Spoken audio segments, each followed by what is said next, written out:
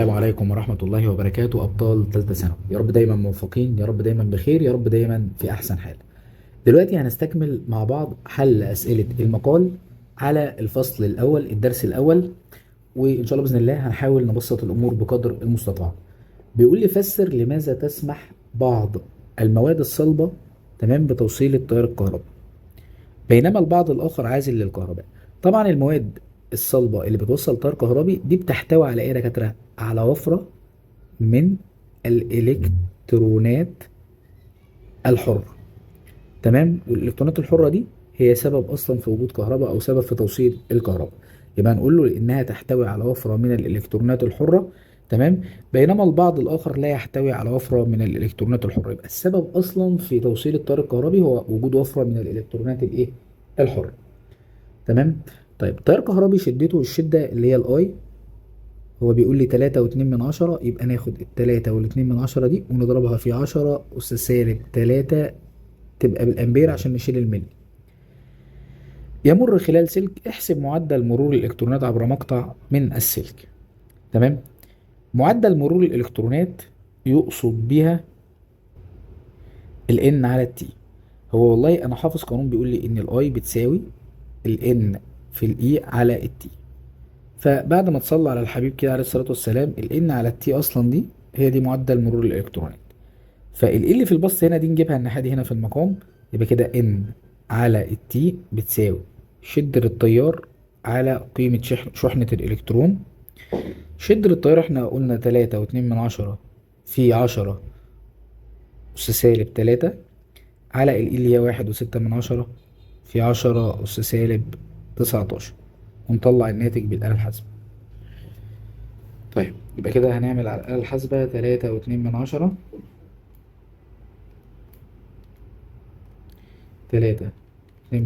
في 10 أكس واي سالب 3 على 1.6 في 10 أكس واي سالب 19. تمام. هيطلع لنا الناتج 2 في 10 أس 16. 2 في 10 أس 16، الكلام ده بقى يكون إلكترون. تمام، على الإيه؟ على الثانية. لأن احنا هنا بنجيب ال N على التي، وال N ده عدد الإلكترونات، فالوحدة القياس بالإلكترون، والتي ده بالإيه؟ بالثانية. السؤال اللي بعد كده بيقول لي الشكل المقابل يوضح سلك سخان يمر به تيار كهربي مستمر. فسر لماذا تكون شدة التيار الكهربي عند نهايتي السلك متساوية بالرغم من استهلاك طاقة كهربية خلاله. والله دلوقتي احنا عندنا مثلا شدة التيار اللي داخلة من هنا لو كانت اي، هي برضو شدة التيار اللي هتخرج من هنا. ليه؟ عدد الالكترونات او معدل مرور الالكترونات ثابت يا دكاترة. تمام، يعني عدد الالكترونات ما بيقلش، الالكترونات اللي بدأت تتحرك بتكمل لحد الاخر. واحنا عارفين ان الاي بتساوي الان في الاي على التي، كده كده الاي ثابته والتي ثابته، فالايه ها فالان معدل التدفق او الان على التي ثابته. بص، هو المفروض نقوله معدل التدفق ثابت، يعني الان على التي كلها على بعضها ثابته. طالما المقدار ده ثابت تمام، فكده كده الاي برضو ايه؟ الاي ثابته. يبقى هنا الاجابه لان معدل تدفق الالكترونات ثابت في اي مقطع من مقاطع الايه؟ من مقاطع السلك. تمام، تبعا لقانون بقاء كمية الايه؟ كمية الشحنة يا دكاترة. تعالوا نشوف السؤال اللي بعد. السؤال رقم 4 بيقول لي الشكل البياني المقابل يمثل العلاقة بين كمية الشحنة الكهربية كيو. هو راسم لي علاقة ما بين الكيو وما بين التي. هو أنا دلوقتي لما أقسم الكيو على التي يبقى أنا كده بجيب شدة التيار اللي هي أي. تمام. طيب المفروض الخط الأولاني ده أجيب له ميل، هو بادئ من الصفر، لما نيجي نجيب له ميل نوصل نقطة بالرأسي ونوصل نفس النقطة بالإيه؟ بالأفقي. هنا لو حطينا واحد هنا اتنين هنا تلاتة، هنا واحد هنا اتنين هنا تلاتة، فلقينا نفسنا بناخد 3 على كام؟ 3 على 1. يبقى كده الميل بتاع اي بي، يعني الاي، الميل اللي هو الاي بتاع الاي بي، تمام، هيساوي 3 على 1 يعني ب3، 3 امبير. طيب بالنسبة بقى للميل بتاع الاي بتاع البي سي، تمام، الخط البي سي مش بادئة من الصفر، فانا هوصل دي بالرأسي ودي بالرأسي، ووصل دي بالأفقي ودي كمان بالأفقي، واخد فرق السرات على فرق السنات. احنا كنا حاطين هنا 1 2 3 4، هنا 1 2 3.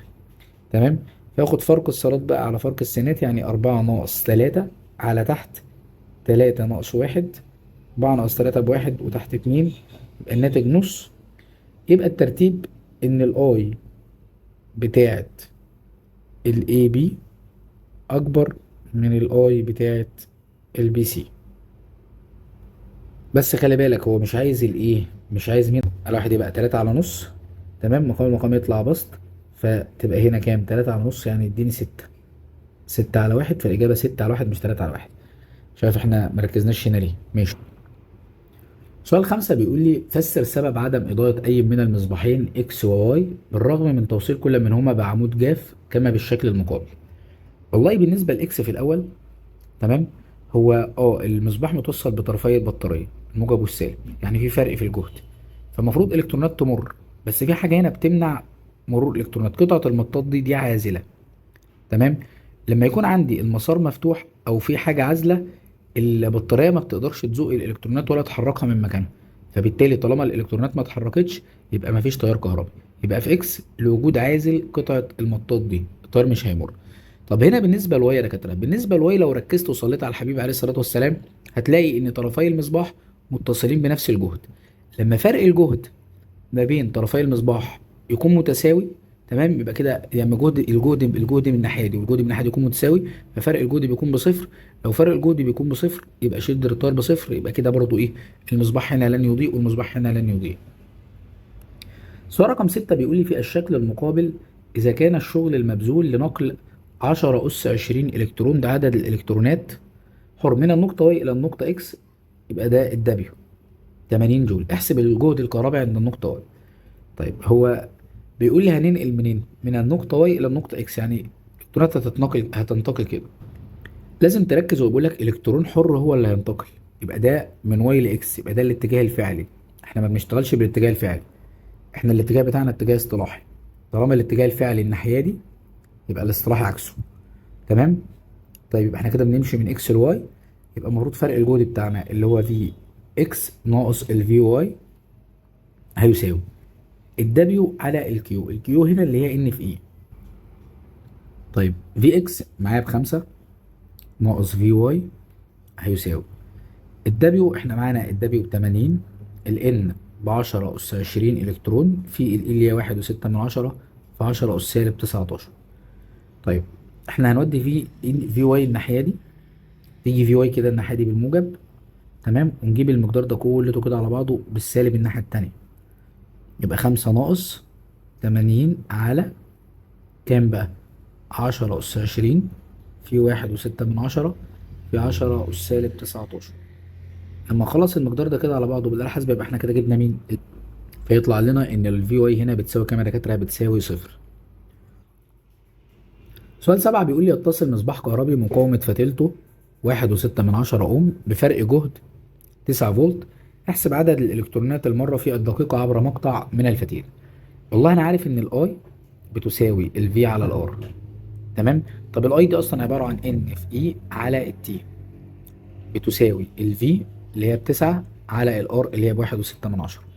طب تعالى بقى نفك، هو عايز عدد الالكترونات، عايز الان. نعمل مقص كده، الاي دي ننزلها هنا والتي نطلعها فوق، تمام. الاي لما تنزل تحت هيبقى 1.6 في 10 أس سالب 19، ونروح رايحين شايلينها من هنا. طب التي اصلا هو ال التي بكام؟ ال التي دقيقة تطلع فوق، يبقى نضرب هنا في كام؟ في 60. فاحنا لو عايزين نجيب الان هنقسم دول على بعض، فيطلع الناتج 2.1، تمام، في 10 أس كام؟ أس 21. احنا كده جبنا عدد الإلكترون، ووحدة القياس طبعا الإلكترون. سؤال رقم 8 بيقول لي في الدائرة المقابلة بطارية كهربية مهملة المقاومة الداخلية، تمام. يبقى كده الجهد رايح للمقاومات الخارجية، يبقى كده البطارية دي بتديني جهد، ده قطبها السالب ده قطبها الموجب، تيار بيطلع من القطب الموجب ويمشي في الدايرة. التيار لما يجي هنا ده فولتميتر، الفولتميتر ده مقاومته لا نهائية، فما بيخشش تيار هنا، التيار يجي جاي داخل هنا ويجي جاي داخل هنا. طيب هو هنا بقى بيقول لي ايه؟ طبعا التيار في الاخر خالص اللي جاي هنا واللي جاي هنا بيتجمع وجاي داخل فين؟ في الاميتر، ده الاميتر هيقيس لي شده التيار داخل البطاريه. طيب بيقول لي اشرح ماذا يحدث لقراءه كل من الاميتر والفولتميتر عند فتح المفتاح كي وغلق المفتاح كي 2. هنفتح كي 1 يبقى كل ده هيتلغي، تمام. هما المقاومه دي والمقاومه دي بيتصلوا مع بعض توازي، لسه هتاخد التوازي في الدرس اللي جاي. فبيدونا مقاومه صغيره، لما الغي واحد ترجع المقاومه دي كبيره تاني، ترجع المقاومه بتاعت الدايره كبيره. فاصلا احنا عارفين ان العلاقه ما بين الاي والار، الاي بتساوي الفي على الار، طالما المقاومه زادت يبقى شده التيار تقل، يبقى شده التيار قلت يبقى الاميتر قراءته هتقل. طب فرق الجهد، فرق الجهد ده جاي من البطاريه، وفرق الجهد بتاع البطاريه ثابت. فرق الجهد بتاع البطاريه هو اللي كان رايح للمصباح ده، هو اللي رايح للمصباح التاني. المصباح التاني اتلغى، ففرق الجهد برضو يبقى ايه، يبقى رايح هنا ايه زي ما هو. المساله دي انا شايف كانت المفروض تيجي بعد توالي وتوازي. تمام، يعني بعد ما تكون خدت توصيل المقاومات على التوالي والتوازي في الدرس التاني. فهنا الفولتميتر قراءته هتظل ثابته، يبقى الفولتميتر قراءته تظل ثابته. وانا عندي كلامي لما تاخد التوالي والتوازي هتفهم النوع ده من المسائل اكتر. سؤال 9 بيقول لي سلكان معدنيان، الاول مقاومته ار، ويمر خلال مقطع منه 10 أس 20 إلكترون في الثانية. تمام، يبقى ال N على التي بتاعته بتساوي 10 أس 20 إلكترون في الثانية. والثاني مقاومته 2 ار، ويمر خلال مقطع منه، تمام، 2 في 10 أس 20 إلكترون في الثانية. احسب النسبة بين القدرة المستهلكة في السلك الأول والقدرة المستهلكة في السلك الثاني. احنا عارفين إن بي دبليو 1 على بي دبليو 2 هتساوي، والله مديني ال N على التي هنا، المفروض إن أنا باخد الأي تربيع. تمام، الأي بقى اللي هي مين؟ ها، ال N، تمام، على التي في الاي لكل تربيع بتاعت الاولاني، في الار بتاعته اللي هي بار بس. طب تحت برضو ان في اي على التي تربيع بس في 2 ار. لما نصلي على النبي عليه الصلاه والسلام، الار تروح مع الار، كده كده الاي هنا تربيع تروح مع الاي تربيع، بقى لي ان على تي تربيع على ان على تي تربيع، يبقى 10 اس 20 تربيع، وتحت 2 في 10 اس 20 تربيع في الاتنين اللي تحت دي، ونطلع، فالناتج يطلع هنا 1/8. سؤال رقم 10 بيقول لي سخان كهربي يتصل ملفه بمصدر كهربي جهده 220 فولت، ده بالنسبة للسخان مهمل المقاومة الداخلية، ويستخدم لتسخين المياه. ما تأثير إزالة ملف السخان واستخدام ملف آخر ذو مقاومة كهربية أعلى على معدل تسخين المياه، ولماذا؟ طيب صلى على الحبيب عليه الصلاة والسلام. احنا عارفين إن القدرة بتاعت السخان اللي بي دبليو بتساوي الفي تربيع على مين؟ على ار. احنا بنستخدم ايه؟ مصدر جهد، مصدر كهربي جهده 220. تمام، ده بيستخدم عشان نسخن المياه. ما تأثير إزالة ملف السخان واستخدام ملف آخر مقاومته أكبر؟ والله من العلاقة دي هنلاقي إن الار لو زادت البي دبليو إيه بتقل، فيبقى القدرة بتاعة السخان هتقل، يبقى معدل تسخين المياه يقل طبقا للعلاقة اللي قدامنا دي، إن البي دبليو بتساوي الفي تربيع على الار، والار علاقتها عكسية مع مين؟ مع البي دبليو. سؤال 11 بيقول لي في الشكلين واحد واثنين إذا كانت القدرة المستهلكة في المقاومتين R1 و R2 متساوية. تمام، وكانت النسبة بين قراءتي الأميترين 1/2 بتساوي نص. أوجد النسبة بين قراءتي الفولتمترين. والله إحنا عارفين إن البي دبليو 1، تمام، بتساوي البي دبليو 2. طيب إذا البي دبليو 1 دي تعتبر I 1 تربيع في R1 بتساوي I 2 تربيع في R2. طيب ما هو قراءة الأميتر الأولاني اللي هو أي واحد، قراءة الأميتر التاني اللي هو أي اتنين، يعني نقدر نقول أي واحد تربيع على أي اتنين تربيع بتساوي ار اتنين على ار واحد. طب أي واحد على أي اتنين بكام؟ هو إيه اللي بنص؟ لما نربعها هيديني ربع. تمام؟ يبقى كده ار اتنين على ار واحد بربع. طب عايز النسبة بين في واحد على في اتنين. مش أنت لسه قايل لي إن القدرة بتاعة الأولاني بتساوي القدرة بتاعة التاني؟ طب ما هي القدرة دي عبارة عن في تربيع على مين؟ على ار. تمام، القدرة التانية في تربيع، دي في تربيع واحد دي ار واحد، في تربيع اتنين على ار اتنين. تمام، اذا صلى على النبي بقى كده عليه الصلاة والسلام. في واحد تربيع على ار واحد، ممكن نجيب في اتنين تحتها يبقى في واحد تربيع على في اتنين تربيع، ده بيساوي ار واحد على ار اتنين. هو ار واحد على ار اتنين، احنا جايبين ار اتنين على ار واحد بربع، يبقى ار واحد على ار اتنين بكام؟ ها، باربعة على واحد. طب لما ناخد الجذر عشان نجيب في واحد على في اتنين، ناخد الجذر هنا ناخد الجذر هنا، يديني اتنين على كام؟ اتنين على واحد. يبقى النسبة دي اتنين على واحد. السؤال 2 بيقول لي فسر لماذا لا يصلح استخدام قراءتي الفولتمترين في 1 وفي 2 وقراءتي الاميترين في 1 و2 لتحقيق قانون اوم. احنا عارفين ان قانون اوم ده علاقه ما بين الفي والاي، تمام؟ والعلاقه بتكون ايه؟ علاقه طرديه، بس الكلام ده عند ثبوت المقاومه. لكن هنا بقى المقاومه مش ثابته، المقاومه ار واحد مختلفه عن المقاومه ار اتنين، فما اقدرش اقول ان في واحد واي واحد تمام اتغيروا بقوا في اتنين واي اتنين، فبالتالي العلاقه طرديه. يعني لو ده زاد فده هيزيد معاه مثلا عشان ده زاد، فالكلام ده مش هينطبق على، يعني قانون اوم مش هينطبق هنا عشان في تغير في مين؟ في المقاومه. قانون اوم كنا بنقول عند ثبوت درجه الحراره او عند ثبوت المقاومه تتناسب شده التيار تناسبا ايه؟ طرديا مع فرق الجهد بين طرفي الموتور. سؤال 12 بيقول استخدام طالب الأدوات المبينة بالشكل لدراسة كيف تتغير مقاومة سلك منتظم المقطع AB مع تغيير طوله. ما دور الطرف X لتحقيق الهدف من التجربة؟ تمام؟ صلى على الحبيب عليه الصلاة والسلام. وما الغرض من استخدام الجهازين M و Z؟ الطرف X ده يا دكاترة بيستخدم كذلك. يعني إيه كذلك؟ يعني من خلاله أقدر أطلع جزء من السلك بره، وأنا لو طلعت جزء من السلك بره الآر كده بتساوي مين؟ الرو إي في ال على الإيه. فلو طلعنا سلك جزء من السلك بره يبقى كده بنقلل الطول بتاع السلك داخل الدايره، يبقى بنقلل المقاومه، تمام؟ طب لو خلينا الزلك هو اللي بره كده ودخلنا السلك للداخل يبقى كده بنزود ال فبنزود مين؟ الار. يبقى بيستخدم كزلق. ومن العلاقه الار بتساوي الرو اي في ال على الايه، علاقه الار والال علاقه ايه؟ طرديه، فممكن نغير قيمه المقاومه. ما الغرض من استخدام الجهازين ام وزد؟ والله الجهاز ام ده يعتبر فولتميتر بنستخدمه عشان نقيس فرق الجهد، لكن ده اميتر بنستخدمه عشان نقيس شدة التيار. صلى على يشوع فيك كده عليه الصلاة والسلام. تمام. طيب ممتاز. بعد كده بقى بيقول لي كيف يمكن زيادة المقاومة الكهربائية لسلك معين من النحاس عند درجة حرارة معينة. هو انا عشان ازود المقاومة الكهربائية في عدة عوامل، الرو اي في ال على الاي، تمام؟ والله لو زودنا المقاومة النوعية او زودنا الطول او قللنا المساحة، اي حاجة من دول بالنسبة للسلك يحصل لها اللي احنا قلنا عليه دلوقتي، فالمقاومة الكهربائية ايه؟ بتزيد. سؤال 14 ما الكمية الفيزيائية التي تقاس بكل من الوحدات الآتية؟ أمبير في ثانية. عايزين نعرف الأمبير في ثانية. هو والله دلوقتي ده الكيو كانت بتساوي الأي في التي، تمام؟ فالأي بالأمبير والتي بالثانية، يبقى دي كمية ها الشحنة الكهربية. طب فولت في كولوم، احنا كنا عارفين إن فرق الجهد بيساوي الدبليو على الكيو، تمام؟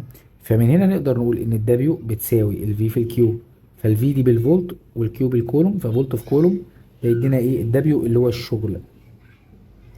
طب فولت في امبير اس سالب واحد. والله حضرتك انت عارف ان شدة التيار كانت بتساوي فرق الجهد على المقاومة، تمام؟